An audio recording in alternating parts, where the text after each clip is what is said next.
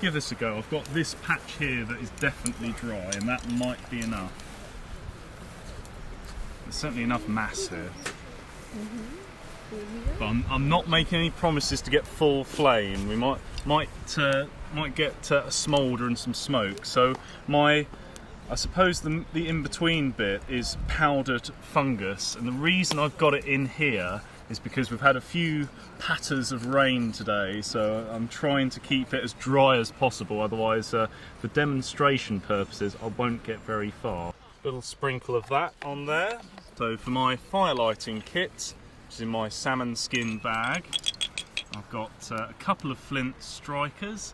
I'll find the other one, there we go.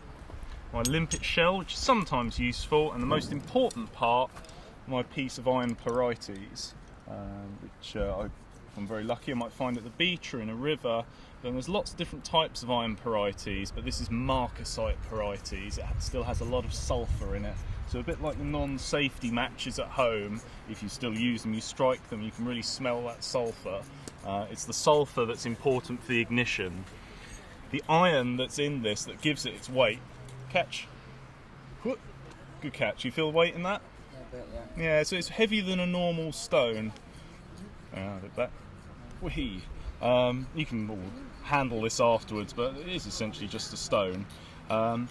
As I strike with the flint, a bit like a flint and steel, the flint is very, very hard, and I'm detaching a small fragment of iron, and that sulphur helps it to begin to combust into a very cool, tiny, tiny spark that will hopefully land on there. It'll probably take a few strikes, but often I'll find that perfect patch, and then I'll get a few sparks that drop at the same time. So I'll move this out of the way so you can all see.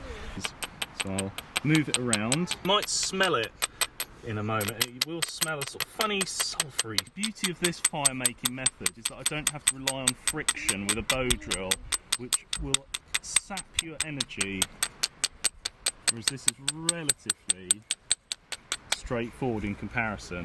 And you can see that little wisp of smoke pull among you. Three things.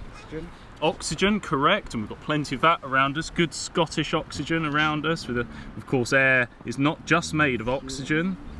Anything else? Fuel. What's that last thing that we need for that fire triangle? Go on. We've got oxygen, fuel. What's the final bit? Go on, let you complete heat. And I've put in that starting heat in the form of that spark. So this little pile of powdered fungus is the fuel, and the air is all around us. So I'm not going to hassle it too much for now. I'm just going to let that tiny, tiny spark grow into an ember. And you can see it's going quite black, or it's starting to burn. And now that I've lifted it up a little bit, the air can go through it, and that's a little bit of breeze as well. I don't want too much breeze, otherwise it'll blow it away. So I'll try and keep piling that fungus on top of it to give us an extra good chance of this lighting. I'll put some of that fungus in here already because this grass is quite damp, and we really want this to go, so I'll be extra generous with the tinder. But you can see it's really smoking now by itself, which is what we want. If I was to pop this in here quite early, that tiny ember, while it's still very small, would just drop through the grass and go out.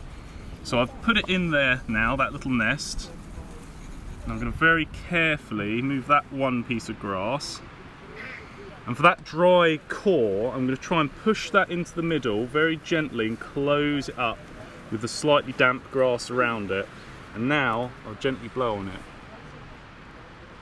to increase that oxygen.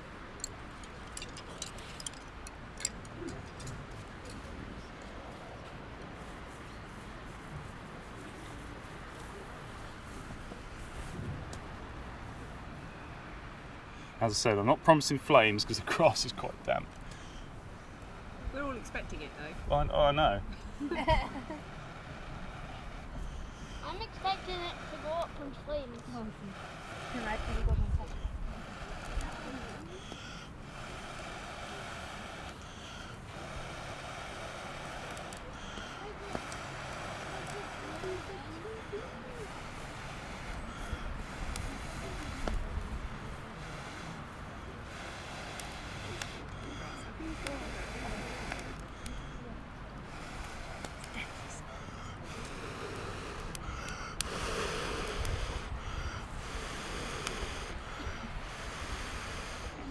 And that's how you make fire.